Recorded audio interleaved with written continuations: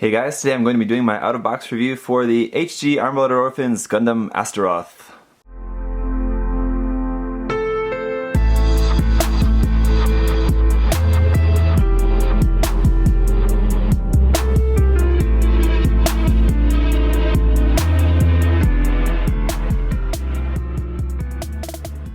So as I've heard from a lot of comments on recent videos, this is a review that many of you have been waiting for, so here it is. Hopefully this will be helpful and useful to any of you who are looking into getting this kit or not. As with all of the Iron Blood Orphans kits so far, it's a nice HG, of course. I think the Iron Blood Orphans line has been very, very good in terms of their HG kits. Kind of simple, really, like in terms of actually what's there and what you get with the kit. Pretty minimal in terms of like the extra gimmicks or weapons and things like that, but some cool designs and overall some really nice construction, especially the Gundam types that are sharing the Gundam inner frame, and the Greys as well, sharing the Greys frame. The Grimgird, and I guess all of them are all pretty good, but yeah, so this is using the same Gundam inner frame as the Barbatos and the Kamaris and mostly the Gushan and the Gushan Rebake. Anyway, so if you built any of those, you'll be familiar with the frame building this, and so you should be pretty familiar with the articulation of this kit as well. I think the majority of you have probably had at least some experience with at least maybe the HG Barbatos or something by this point. I think it's probably been a very, very popular kit, and so you probably all have a good idea of what to expect really from this kit, but of course we do have some really cool, new, interesting things. The weapons are quite unique, especially that giant sword we have with this kit. The thing there on the hand, the asymmetry of this kit is really cool. It's one thing that I like. When I was getting ready to start filming this review, I was looking through my kits, because for the comparison I wanted to compare it to another kit that is also very asymmetrical. I couldn't really find anything that's like quite on the same level of asymmetry that we have represented here. So yeah, it's definitely going to be pretty unique in that. One thing that I will say about this kit is that the blue parts especially felt kind of not like usual Bandai quality. Honestly, so the blue parts almost felt kind of like almost bootleg quality in like just the feel of the plastic and like the details. The details don't seem quite as sharp on the blue parts. I don't know, it may just be me, and it's a very, very slight difference. I mean, they're still good, but I don't know, it was definitely noticeable that just parts of building this kit just didn't seem like, I don't know, quite as nice as normal, so it was kind of weird. But I mean, when it comes together and once it's all like sanded and painted and all of that, it's gonna look perfectly fine, as we've seen some really nice customs of this kit out already, or at least just some nice painted builds. It is going to be, I think, a little bit more sticker heavy than other HG Armed Blood Orphans kits. I guess the Barbatos had quite a few stickers, but this one just, I guess as well, is going to have a good number of stickers on it. All relatively easy color apps to paint in though, I think, so not really going to be too big of a deal here. Just in terms of the colors in general, I quite like most all the colors except for the red on the back of the legs there you're seeing now. It looks kind of out of place, because to see like a big, large red part like that on the legs, that's usually for the feet. So it kind of looks like it has like feet sticking out of the back of its legs, which looks kind of weird. When painting this kit, I'll definitely not paint those parts red, but that's just me. So let's get into talking a little bit about the articulation. Here on the head, you can see this red part here on the top, that's actually a sticker there. And then of course we have a sticker for the eyes, and that's it for the head. The head's gonna be going up about that much, down super far like that, much farther than you'd probably ever really want or need it to go, but it can do that anyway. So overall, really cool head. I like how like from the front it looks like a normal Gundam head, but then like from the side and the back you see so much of like the frame of the head there, so you can tell it's like pretty minimal in terms of the armor on the actual head, which is kind of cool. The stomach is going to have the same kind of nice stomach bend that we've had from all these kits using this Gundam frame. Chest, overall some cool design there. We have these two stickers here, it's kind of bright greenish yellow stickers that just go on the top of the chest there. Arms are going to be able to go up nice and high thanks to that nice Gundam inner frame. Get a nice bend at the elbow, giving us more than 90 degrees, but not too much more. Again, some detail there on the back of the arm. Wrist are just on ball joints, so nothing too special there. The shoulder armor can move, of course, individually, so you can move that up out of the way like that. The backpack here, really, really simple backpack, but we do still have the peg holes. The nice thing about this is that you could attach another sort of backpack or other things onto this. We can attach the giant sword onto here as well, But anyway, it's just nice that there's still options for further customization if you want there on this arm. The other arm, although we have this very different armor on this side, including this part which is like the side skirt part of the Hyakuren, ultimately the articulation is going to be the same because it's still the same inner frame on the inside. So we're going to have just a nice bend like that. The shoulder armor is going to be able to move a little bit. But then we do also have the addition of this extra kind of hand thing on here, and that's very unique. The thumb is like just on a ball joint there, and then these two fingers are just going to be able to move individually like that. I think it would have been cool if there was 3 fingers, but unfortunately it's just 2, so it's kind of weird. But it's definitely an interesting feature of this kit to have that. They don't really serve a whole much of a purpose, but they are there. And as you'll notice here, there's a hole on this side too, so I think if you had 2 of these kits, I remember on HLJ they did a segment about this. I don't really remember it very well though, all the details, but in their video I know they did a thing about this showing that if you bought 2 kits, if you could have it symmetrical with those parts, and I think you could. I think there was something that was maybe didn't fit, maybe the shoulder part or something, I don't know, because of the way that the shoulder armor plugs in to there. I don't think that was it anyway. But anyway, maybe it was the leg, whatever. So the point is, here on the legs, the front skirt's very, very small, but they are going to move individually there if you want, but I really don't think those are going to be in the way of anything. They're so tiny. Side skirt's obviously a different story here, very large, and we do have this piece is going to move a little bit up and down there like that.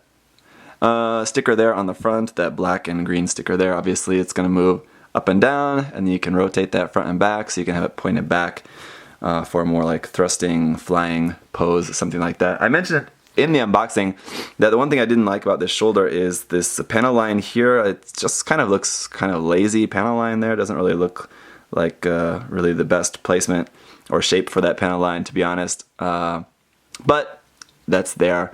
And also this in here in the top of the shoulder, that looks like just kind of very plain, ugly detail. I think definitely dropping some like Kotobukiya option part, like event part or something up in that shoulder, I think would probably look pretty good. Anyway, back to the articulation. The legs are going to rotate there, going to have a nice double bend there at the knee, so you're able to bring that leg all the way nice and far back there. This red part on the back doesn't move at all, it's just stuck there, and then the feet are going to rotate side to side quite far, so you're going to have no problems there, and then the toe can point down, something like that, and then up. So on the feet we have stickers here and here, black part on the toe and that gray part there. On this leg we have a sticker here on the kneecap. On the other leg we have a sticker here on the inside of the leg, so that's some asymmetry there on the legs as well. The lower leg, the thigh, is pretty much the same, except this piece here is opposite on each side. Back skirt is just small, again fixed there, nothing going on. So that's it for the articulation and the stickers. I don't think I missed anything, hopefully not. For our weapons and accessories, the first thing is we have this combat knife. And it's cool, just really nice, simple, I like it. I like a good combat knife. As far as I can tell, there's nowhere to actually stick this on the kit when it's not in use, but I'm sure you could figure out something, like some way to slide this inside that arm or something. There you go, there. It's just stuck inside that arm part. You could do that. I think you might be in a little bit of danger of that coming down. I did forget to mention this. It's a good thing I did that. You can move this blue part into like a more back position like that. I think that's if you wanted to have the hand more up, something like so. Or you can move it, take this off and move it into the more forward position like so, which is just something like that. So anyway, I forgot to mention about that, but moving on. The second weapon we have for this is this rifle, which I like the design of this rifle. Again, just really simple. It's only like 2 parts. You just snap together. No sticker for the camera or anything like that. That's it. It's pretty basic. And again, this one as well, there's nowhere to actually stick it on the kit when not in use. But I mean, you could sort something out. You could just cut a piece of the runner and just make sure that it's the same diameter as this hole here, and then just glue that onto the side of here. Or if you really wanted to make it more secure, drill a hole in here and stick that peg of the runner inside there, so then you have a peg on the side of the rifle. Then if you want, you can then peg that into the back and be able to take that on and off. And that'd be pretty cool. Pretty simple, easy little mod if you really wanted to have the rifle attached onto the back skirt.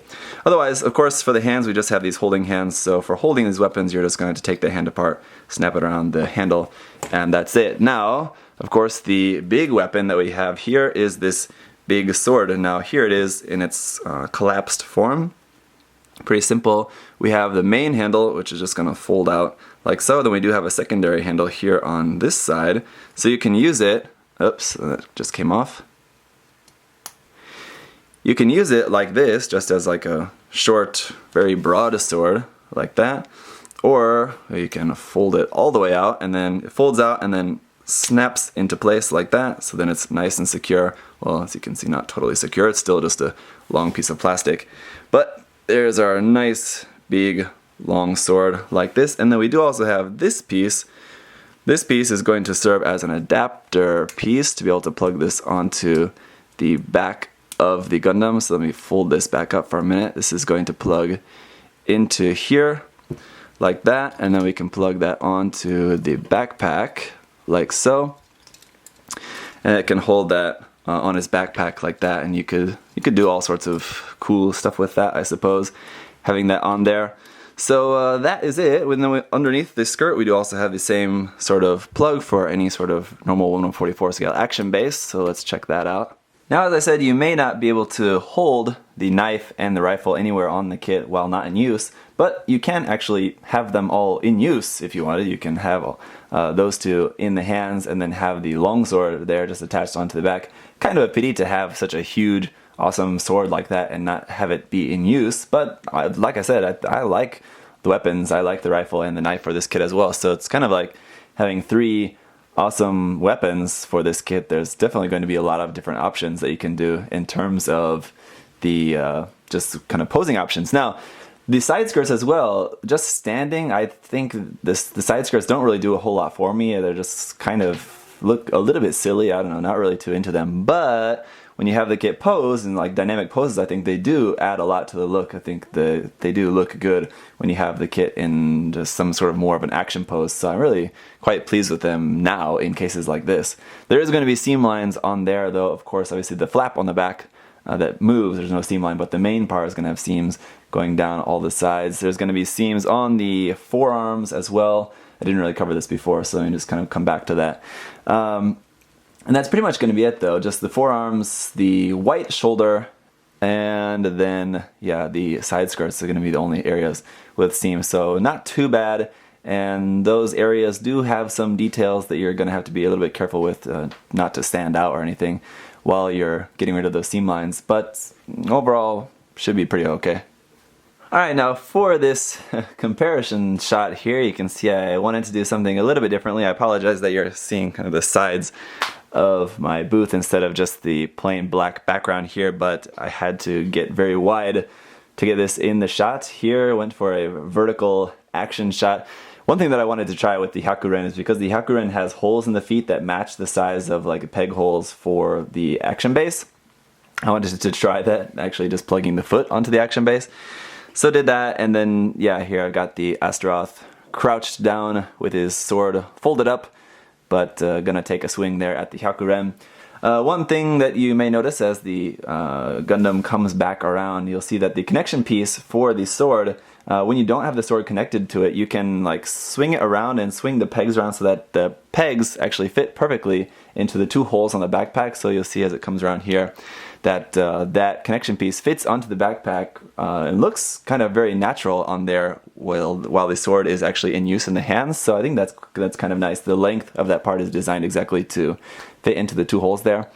Otherwise, yeah, the sword, obviously the Gundam is going to have a little bit difficulty holding that sword at any sort of angle just in one hand, just because it's going to be very long, very heavy, even folded up, obviously not as long, but still going to be quite heavy. So definitely going to be a two-handed grip sword. According to the manual, you're supposed to be gripping it in the blue side hand, just because I think that's like the kind of powered arm. It's a little bit maybe stronger, powered up with that heavier equipment there on that arm. So maybe it's more powerful, has more strength to be swinging that huge giant sword. And then the secondary handle is meant to be held by the actually right hand. So it's kind of different from usual, but I just have it in the right hand here at the moment. But So one other just really small complaint that I can make, which has been a common complaint for me among the Iron Blood Orphans kids, is not only the lack of hand options that we have for them, but the hands that we do have fall apart really easily. When you're trying to sort of change up the orientation or change up the pose of the Gundam, or the Grazes also have the same problem, so pretty much all of the IBO kits share this problem, is that the hands just come apart really easily when you're trying to move them around. It can be really annoying when you're trying to get it in a pose and you have to continuously reset the hand as you're trying to balance everything out, and a lot of them have very large heavy weapons, so it just tends to be a little bit of a balancing act where you're trying to get everything into place. But of course, with painting and all of that, that's something that's not really going to be too much of a problem, because especially if you're going for just like a fixed pose, you can just glue it and set the pose and you'll be fine. You're not going to have any problem. But if you are going to want to sort of play with them a bit more, do more posing, if you want to try to change up the pose every now and then, it is going to be just a little bit annoying that the hands are always coming apart. So that is pretty much going to wrap up this review. Really big sword, asymmetrical Gundam. That's all pretty much the recipe for a really cool kit, I'd say. Again, there is going to be a seam line on the sword there. I did forget to mention that when I was talking about seam lines, and of course on the rifle as well. But again, seam lines on weapons is just something to be expected for HG kits, so that's just the way it is. Some really cool customization options there I've noticed for this kit. Like I said, there's the peg holes in the backpack. You could add extra stuff onto there, add like some grays, like the backpack booster units onto the backpack there, or we have the peg hole in the back skirts. There's different weapons and things you could plug onto there from other HG Iron Blood Orphans kits. On the back of the white arm, there's a hole that's just like a molded detail, but you could drill out that hole and then make that into a peg hole for, you know, something like the Gushan Rebake's shield or anything else that plugs into the arm. So anyway, I could see this kit being very easily customizable, and I think by the asymmetry of the kit already has, it kind of allows you to kind of customize it even more, and it will look more natural with this kit, because it's already looking unnatural. So like customizing it more, sort of kit bashing it more with other stuff, I think is only going to add to that look, and it's not going to look weird or out of place at all. So I think it's a great kit if you wanted to try doing some customization on the kit. I'd say this is probably a really good one to try out. And the kit's pretty cheap, like all Iron Blooded Orphans kits, so that's all good, right? So that's about it, guys. If you do have any other questions or comments about this, leave those down below. I'm looking forward to the Astaroth Origins kit, the red one that's going to be coming out, I think, in July here, this month, I believe, very soon. So we'll be checking that out when I get that. Look forward to that review coming up as soon as I can. But other than that, guys, we'll see you later. Thanks for watching. Bye-bye.